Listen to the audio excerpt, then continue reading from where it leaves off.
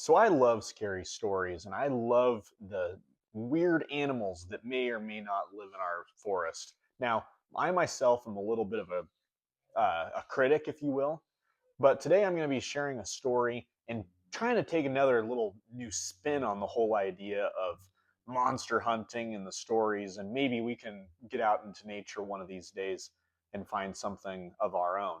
But this is a true story. It was told to me by someone that I knew and that I trusted. I've even told it on this story, the story on this channel before, but I've not broken it down in a way that I think that you and I can glean something from it. So let's go ahead and just jump right into that story. I was a Boy Scout. I became an Eagle Scout. I did the whole thing. And while we were in the whole scouting program, one of our scout leaders that was helping us had this crazy story that happened to him way back when he was a kid. And the way that he told it went something like this. He was with a group of Boy Scouts himself, and this is in Western Washington, and it was a warm late summer camping trip or whatever. And they went to the camping spot and they got themselves all set up. And the boys decided, you know what, let's go explore and check out the lake where we've got some canoes. We want to get a lay of the land and figure out what this place is all about where we're camping for this adventure. And so all of these kids got together and started exploring the woods. And the scoutmasters were basically like, don't get eaten and don't get lost. Use the buddy system, all of that. So they went out into the woods and they started exploring the sort of thing that you and I would probably do ourselves even today. And while they were out and about, they came across this huge water tank that was just one of those ones that maybe is used in agriculture. I don't really know. It collected water and then maybe the animals could drink it. Who knows? But there's a water tank that was about 8 feet tall by about 6 or 7 feet wide up on stilts. I don't know. I've never seen anything like that, but you get the idea.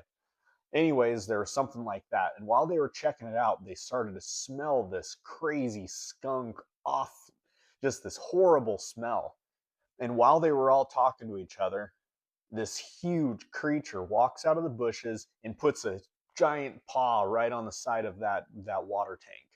This isn't something bears can do. This is definitely not a case of misidentification. It's put this huge paw on it. Apparently, his head was higher than that 8 foot tall thing. And so they all froze and were petrified. And then they got the heck out of there. They tore out running.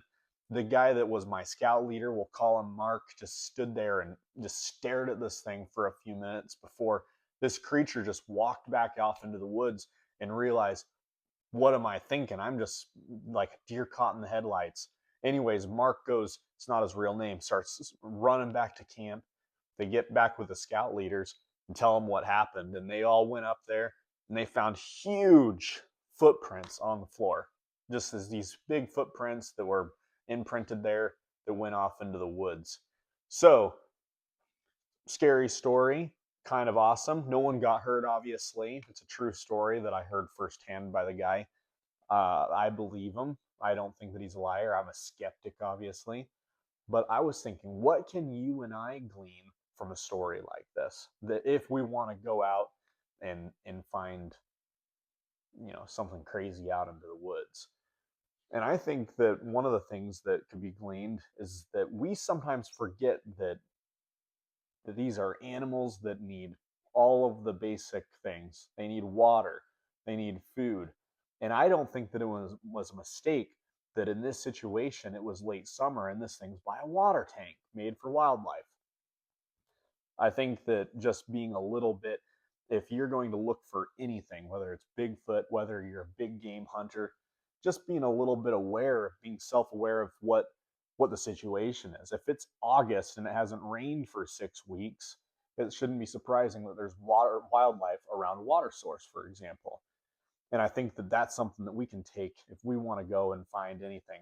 And by the way, I'm a skeptic, but I don't not believe. I love the stories. And I think that as we go and we explore out in the woods and we're looking for these things, let's say that you go your whole life and you never see it. Let's say you find out it doesn't exist. Who the heck cares?